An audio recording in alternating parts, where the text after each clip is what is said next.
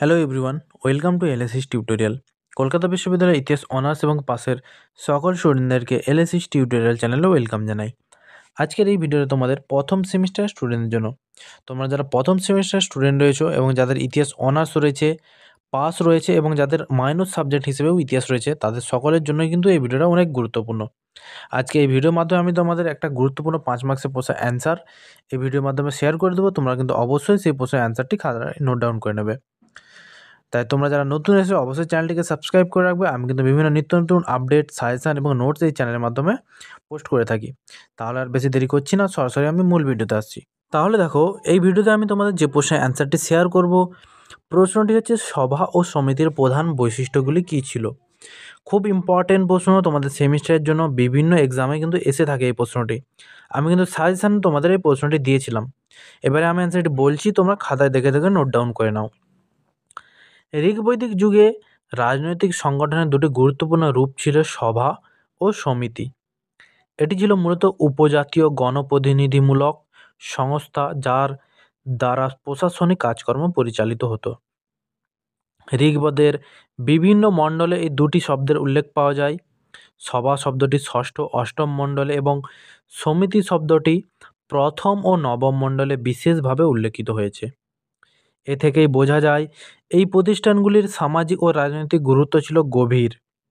সভা ও সমিতিকে উপজাতীয় পরিষদ হিসেবেও চিহ্নিত করা হয়েছে। প্রথম পার্টি বলে দিয়েছি। এবার দেখো দ্বিতীয় পার্টি কী রয়েছে। সভা মূলত উপজাতীয় অভিজ্ঞ ও বয়োজ্যেষ্ঠদের নিয়ে গঠিত হতো। ঐতিহাসিক লুডোইউইক সভাকে উপজাতির প্রধানদের একটি নির্বাচিত পরিষদ হিসেবে বর্ণনা করেছেন। অন্যদিকে অধ্যাপক জিমার একে গ্রাম পর্যায়ের পরিষদ হিসেবে চিহ্নিত করেন। সবার সদস্য সংখ্যা তুলনামূলকভাবে কম ছিল এবং এদের প্রধান কাজ ছিল বিচার ব্যবস্থা চালানো এবং গুরুতর সামাজিক সিদ্ধান্ত গ্রহণ।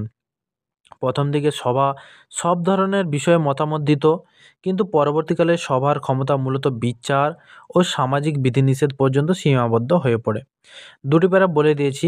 পরবর্তী প্যারায় যাওয়ার আগে বলে রাখি, তোমরা যদি কেউ এই ডিএসসিসি 1 বা এমডিসি 1 পেপারে নোটস পারচেস করতে চাও, তাহলে সরাসরি আমার সাথে যোগাযোগ করতে পারো। আমি কিন্তু স্ক্রিনে আমার নাম্বারটি অলরেডি দিয়ে রেখেছি। তোমরা যদি আমাকে হোয়াটসঅ্যাপে মেসেজ বা কল করো, তাহলে পিডিএফ আকারে নোটস শেয়ার করে দেবো। আমি কিন্তু স্টুডেন্টদের কথা মাথায় রেখে অনেক অল্প দামেই নোটসগুলি শেয়ার করে থাকি। তাই তোমরা যারা পারচেস করতে ইচ্ছুক আমার সাথে যোগাযোগ করতে পারো। 3 নম্বর প্যারা দেখো কী রয়েছে। সমিতি ছিল একটি বড় ও গণমুখী প্রতিষ্ঠান।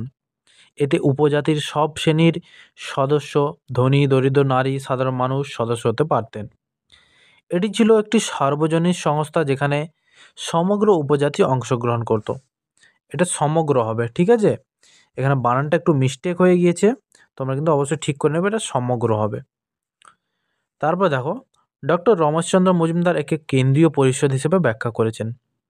সমিতির মাধ্যমে রাজা নির্বাচন হতো এবং রাজাকে তার কর্তব্যের নির্দেশও দেওয়া হতো। রমিলা থাপারের মতে সমিতির সক্রিয়তার কারণেই গোষ্ঠীপতি বা রাজা একচ্ছত্র ক্ষমতা লাভ করতে পারেনি।